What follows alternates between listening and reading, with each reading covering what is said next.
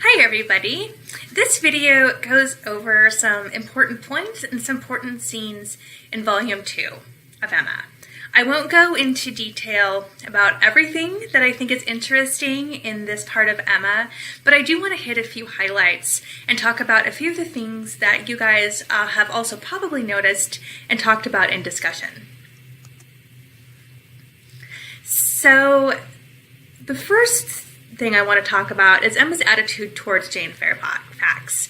In the guiding questions for this week, or for last week, I asked you to spend a little bit of time thinking about how Emma feels about Jane Fairfax and what sort of motivates her feeling towards Jane Fairfax. And in addition to that, I also asked you to think about how Emma might be misreading people in Volume 2.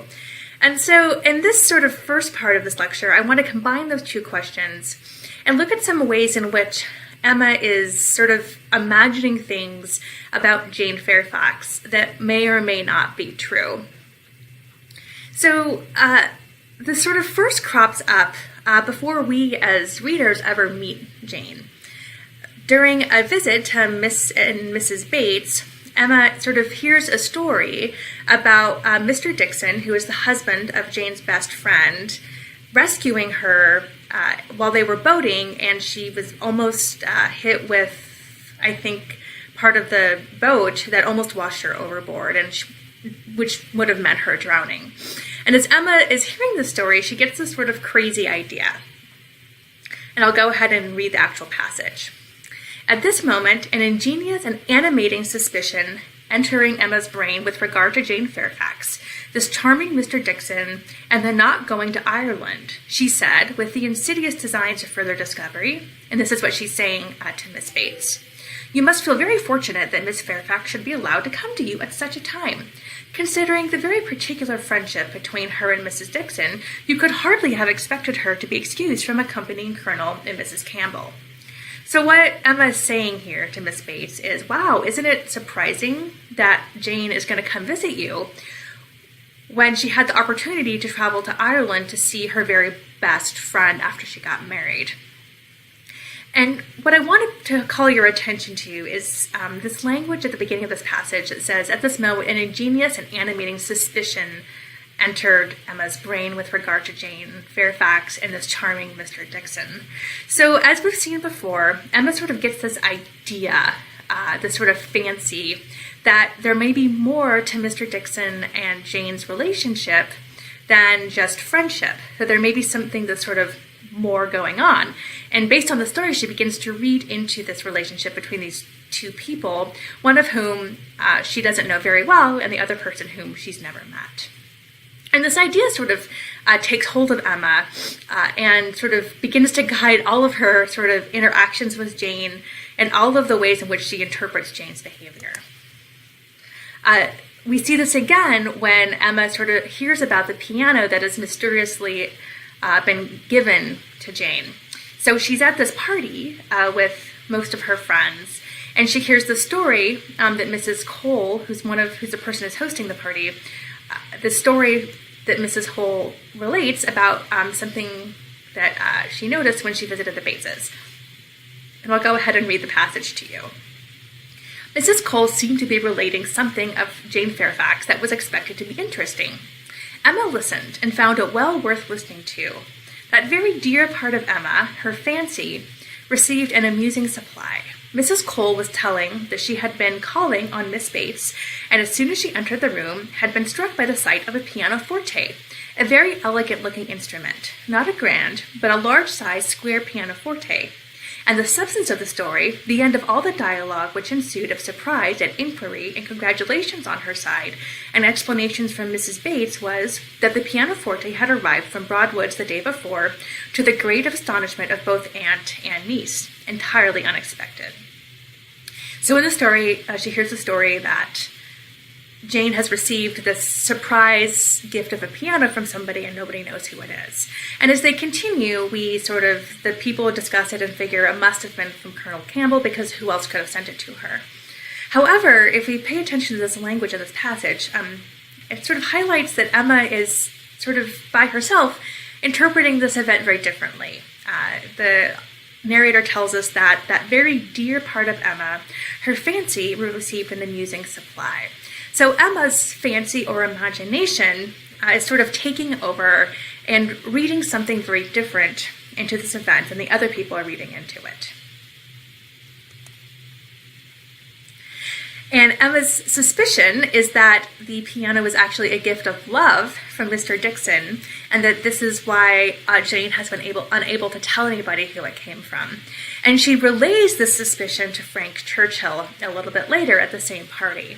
She says, "No, I am sure it is not from the Campbells. Miss Fairfax knows it is not from the Campbells, or they would have been guessed at first. She would not have been puzzled had she dared fix on them.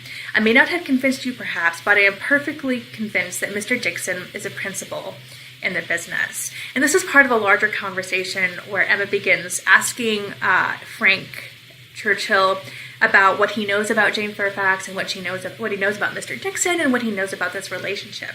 And based on the information she gets from Frank Churchill, she sort of concocts this story in which Mr. Dixon met Jane's friend who had a lot more money and decided to marry Jane's friend, but all the time was sort of in love with Jane, and that Jane was in love with him. And after she's relayed the story, Frank Churchill sort of takes it and runs with it and begins teasing Jane about it a little bit. So he makes allusions to Irish tunes and her trips to Ireland. And of course, Mr. Dixon is Irish, and he's from Ireland, and he's at this moment sort of in Ireland, while Jane is back with the Bateses. And he also makes some sort of jokes about the name Dixon. And in one of these moments at the same party, Emma's sort of observing Jane's behavior. So, and this is sort of passage sort of talks about her sort of how she interprets Jane's behavior. Emma wished he would be less pointed, and this is after a sort of joke that Frank Churchill has made about the origin of the piano. Emma wished he would be less pointed, yet could not help being amused, and when glancing her eye towards Jane Fairfax, she caught the remains of a smile.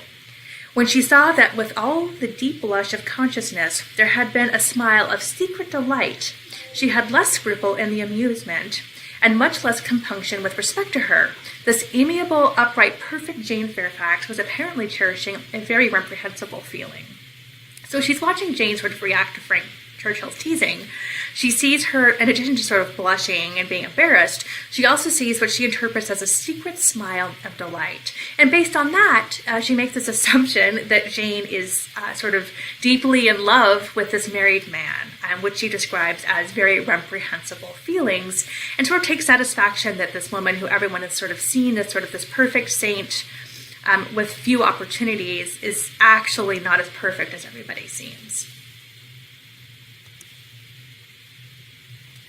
The other sort of relationship that I want to talk a little bit about is Mr. Knightley and Frank Churchill. And specifically, I want to spend a little bit of time thinking about Mr. Knightley's opinion of Frank Churchill and the reasons for that opinion.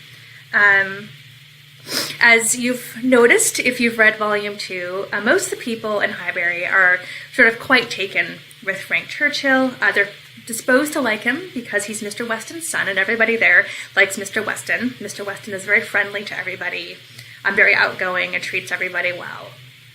And Frank is his son, and then Frank also seems to have sort of engaging manners, seems kind and polite to everybody, and is amusing to everybody. The one person who doesn't quite take to Frank Churchill is Mr. Knightley. And we see this going back long before Mr. Knightley even meets Frank Churchill. So in Volume 1, which was a little far back, but Emma and Mr. Knightley are talking about Frank Churchill and basically why he hasn't visited his father after his father's wedding to Mrs. Weston. And Mr. Knightley tells Emma, if Frank Churchill had wanted to see his father, he would have contrived it between September and January. A man of his age, what is he, 3 or 4 and 20, cannot be without the means of doing as much as that. It is impossible. And then later on in the same conversation, he says, there is one thing, Emma, which a man can always do if he chooses, and that is his duty, not by maneuvering and finessing, but by vigor and resolution. It is Frank Churchill's duty to pay this attention to his father. He knows it to be so by his promises and messages, but he wished to do it. It might be done. So in this passage, we see that Mr. Knightley has basically sees Frank Churchill as not doing his duty to his father. So he knows that he should have visited his father after his father's marriage to meet his new wife, but he hasn't done so. And to Mr. Knightley, this speaks to a sort of lack of moral character, a person who doesn't do the right thing when they know it should be done, but instead sort of makes excuses and blames it on sort of other people. And as you've probably noticed, reading Volume 2, this sort of view of Frank Churchill as someone who's sort of carried away by his fancy and is more interested in being pleasant to people and also more interested in his own pleasures than he is in doing the right thing to other people. This idea sort of guides Mr. Knightley's views of Frank Churchill. And as you're reading Volume 3, I think you'll sort of continue to see that guiding Mr. Knightley's views of Frank Churchill. So as you are reading Volume 3, I want you to sort of pay attention to Frank's behavior and think about whether you agree with Mr. Knightley's opinion that Frank is a person who does what he wants to do rather than what he should be doing, and whether you agree with him or disagree with him and why. So I look forward to seeing what you guys think of the next part of Emma in your discussions. And if you have any questions about Volume 2 or any of the passages that I've discussed here, please let me know in discussion.